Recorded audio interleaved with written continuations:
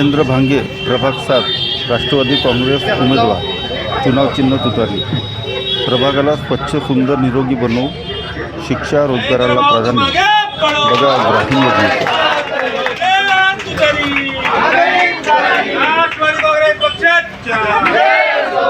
Rashtrawadi Congress party Sharadchandra Pawar पक्षातर्फे तुम्हाला उमेदवारी मिळालेली आहे. तुम्ही रिंगणात आहे, काय सांगाल? महानगरपालिका येणाऱ्या 15 जानेवारीला आपण इथं आपला नगरसेवक कसा असला पाहिजे या निमित्तानं आम्ही प्रचार करत आहोत. कारण की मागील 9 वर्षापासून 8 वर्षाच्या नंतर हा महानगरपालिका होऊन राहिली. त्याआधी प्रशासन बसला होता.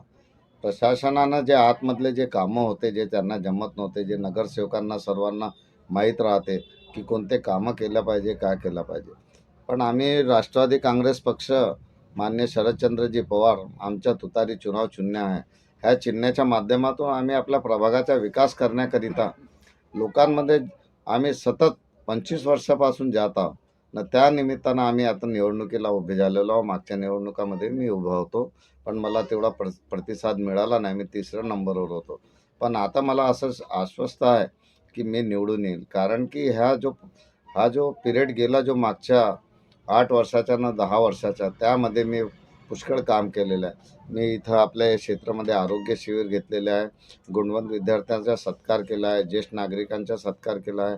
त्यानंतर मी लॉकडाऊनमध्ये 35 दिवस जेवण कंटिन्यू सकाळ संध्याकाळ गोरगरिबांना, ज्यांचे कामं बंद होते, ज्यांना कामावर जाता येत नव्हतं कारण की लॉकडाऊनमुळे हालता येत नव्हतं, तर 35 दिवस सतत आम्ही ना जेवण चारलं आहे. त्यांना मास्क वाटले, अन्नधान्य दिलं, सॅनिटायझर दिले. अशा पद्धतीनं आम्ही ते काम केलेलं आहे. आम्हाला असं वाटते की जे येणाऱ्या महानगरपालिकामध्ये मला लोक निवडून देतील. कारण की मागचे नगरसेवक जे आहेत ते मागच्या नगरसेवकांनी कोणतेच काम केले नाही. त्या कामामुळे आज निम्न दर्जाचं काम केलेलं आहे आपल्या प्रभाग 7मध्ये. तो काम तुटून फुटून सर्व एकत्र इकडे तिकडे झालेला आहे, अस्तव्यस्त झालेला आहे. कचऱ्याच्या गाड्या बरोबर येत नाही, नळाला पाणी बरोबर येत नाही, रस्ते फुटलेले आहेत, गार्डनची दुरवस्था झालेली आहे.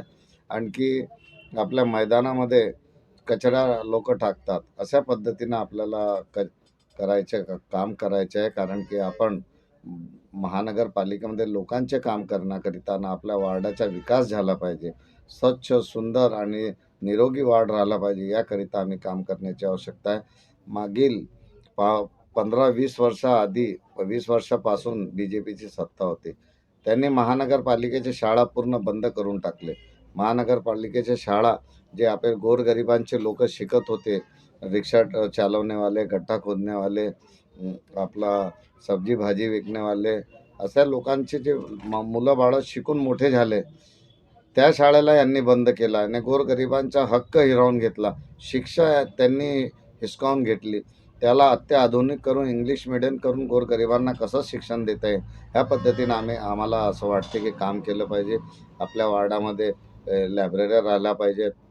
शिक्षणाच्या माध्यमातून एक आपला रोजगाराचे साधन उत्पन्न झाले पाहिजे. UPSC MPSC अशा पद्धतीनं आपले क्लासेस झाले पाहिजेत की आपल्याला आपल्या लोकांना शिक्षित करता येईल. अशा पद्धतीनं आमची इच्छा आहे की आम्ही आमच्या क्षेत्र डॉक्टर बाबासाहेब आंबेडकरांनी जे आपल्याला मतदानाचा अधिकार दिला, त्या अधिकाराचा उपयोग लोकांनी अगर चांगल्या उमेदवाराला दिला, शिकल्या सवरल्या सभ्य पाहिलेल्या व्यक्तींना दिला, जो 24 तास काम करू शकते, अशा लोकांना अगर निवडून देता आलं तर आम्ही बारामती टाईप आपला क्षेत्र बनवू. आम्ही स्वच्छ व सुंदर आपलं क्षेत्रानं प्रत्येक एरियामध्ये झाडं लावू, लायब्ररी बनवू, गार्डनमध्ये LED लावू, वार्डामध्ये LED लाईट लावू. अशा पद्धतीनं आम्ही काम करणार आहोत. आम्ही आपल्या वार्डाचा विकास करू. विकासाच्या सोबत लोकांना रोजगार न शिक्षाचे साधन उपलब्ध करून देऊ, ही आमची इच्छा आहे. प्रभाग 7 जो आहे मोठा एक आबादीवाला क्षेत्र आहे आणि या क्षेत्रामध्ये जे आहे घणी वस्ती जास्त आहे. तिथे महिला सुरक्षेचं मोठं एक प्रश्न आहे. कारण की स्मार्ट सिटीचा दर्जा जरी मिळवला असला महानगरपालिकेने, परंतु प्रभाग 7चा एरिया हा स्मार्ट दिसत नाही. यावर काय सांगाल? खूप चांगला तुम्ही प्रश्न केला.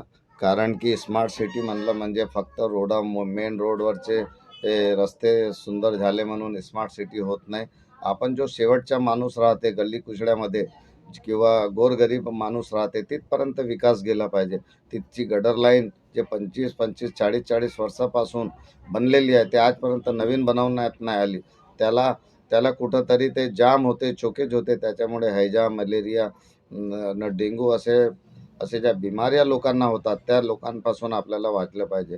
24/7 म्हणून BJPनं खूप डंका ठोकला आणि त्यांनी काय केलं, अवॉर्डही घेतला दिल्लीला जाऊन. पण आमच्या उत्तर नागपूरमध्ये 24/7 भेटतच नाही. 1 तास 1.5 तास पाणी एक बड्या मुश्किलीने येते. तेही त्यांना मोटर लावावं लागते.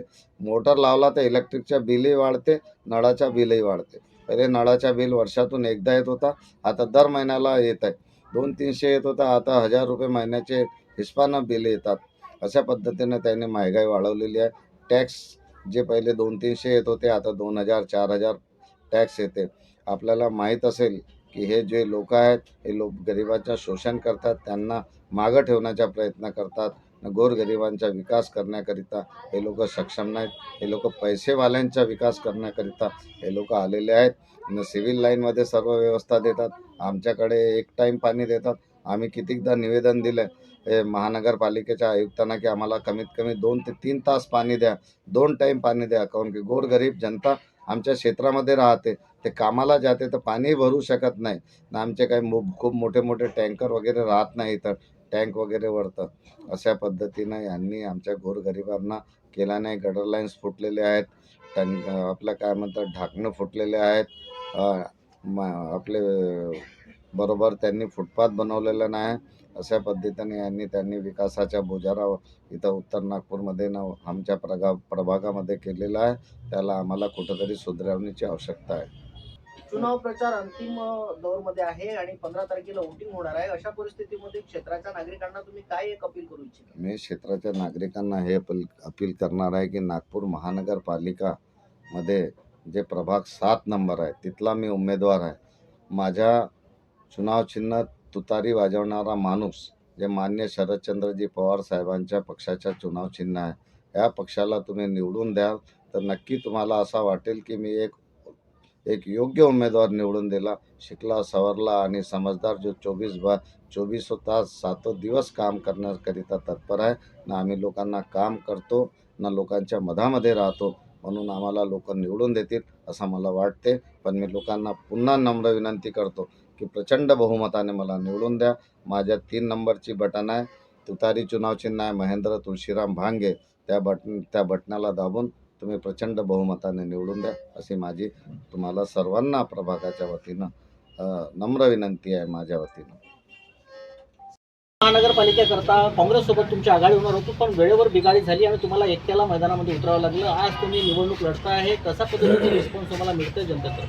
आणि निश्चित रूपाने मी काही दिवसापूर्वी तब्येत माझी बरोबर नव्हती म्हणून मी राष्ट्रवादी काँग्रेस पक्षाचा त्या ठिकाणी राजीनामा दिला होता. त्यावेळेस मी सांगितलं होतं जे कुठले चांगले उमेदवार राहतील, मग ते ग्रामीणचे असो की शहराचे असो की विदर्भातले कुठले कोपऱ्यातले असो, असे चांगले उमेदवाराचा प्रचार हा सलील देशमुख करेल. चांगले उमेदवार आपल्या या प्रभागामध्ये आहेत. किशोरजी ठाकरे जे गेल्या अनेक वर्षापासून समाजकारणामध्ये चांगले उमेदवार आपल्या इकडे आहे. महेंद्रजी भांगे जे अनेक वर्ष आपल्या समाजकारणामध्ये, आपण ज्या ऑफिसमध्ये आलो आहे, या ऑफिसमध्ये मी 10 वेळा आलो आहे. त्यांच्या इकडं काही ना काही लोकांचे जनसेवेचे कामं त्या ठिकाणी चालले राहतात.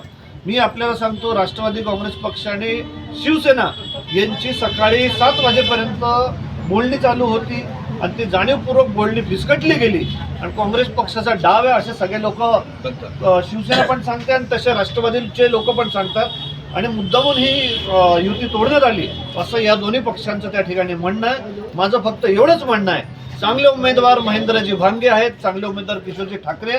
या प्रभागाच्या लोकांनी त्या दोन्ही उमेदवाराच्या मागे राहावं.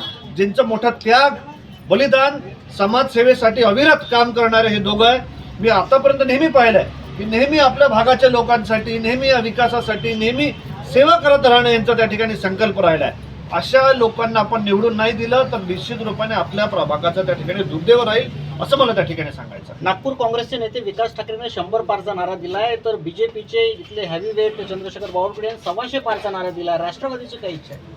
मी आपल्याला सांगितलं, मी राष्ट्रवादी काँग्रेस पक्षाचा काही दिवसापूर्वी राजीनामा दिला होता आणि ज्या ठिकाणी कोणी 100चा नारा देत असेल त्यांनी 25 वरही गेले. म्हणजे जी मी स्थिती पाहतो जे 25 वरी गेले तर मी त्या ठिकाणी मोठी गोष्ट मानेल. आता बावनकुळे साहेब ते काही सांगू शकतात, ते तर कशाला तुम्ही 100चा पार, तुम्ही 151 घेऊन टाका. तुम्हाला बिनविरोध करायचं, तुम्ही बिनविरोधच करून टाका. आमचं काही त्याच्यामध्ये दुमत नाही आहे. तुमच्याकडे आज साम दाम दंड भेद सर्वच गोष्टी आहेत, पण आमच्या नागपूरचे लोक दंड थोपटून आहे, ही जनता समजून आहे, लोक तुमचे अस्तित्व जाणतात, हे मला त्या ठिकाणी सांगायचं. ती नंतरची गोष्ट आहे. पण आम्ही जेव्हा गार्डनला जातो तिथे इतकी परिस्थिती होती की बाथरूमला दारंसुद्धा नव्हते. तिथे आम्ही रिक्वेस्ट केली आमदार सरांना, भांगे सरांच्या थ्रू. इथून त्यांनी लेटर पाठवलं त्यांना आमदार सरांना की सर आमच्या बाथरूमचे दारं नाही आहेत, गार्डनला लाईटिंग नाही आहे. आमदार सरांनी फक्त यांच्या एका लेटरवर मी इथे यांना सांगितलं सर असं असं आहे आपल्या गार्डनला. यांनी आता तर निवडून येण्याची वेगळी गोष्ट आहे. निवडून यायच्या आधी यांनी गार्डनला इतकं सुंदर आकर्षित केलेलं आहे, तर निवडून आल्यानंतर हे वार्ड क्रमांक 7ला किती सुंदर हे देणार आहेत. म्हणजे आता त्याच्यावरती मी नाही बोलू शकत, बस एवढं बोलायचं होतं मला.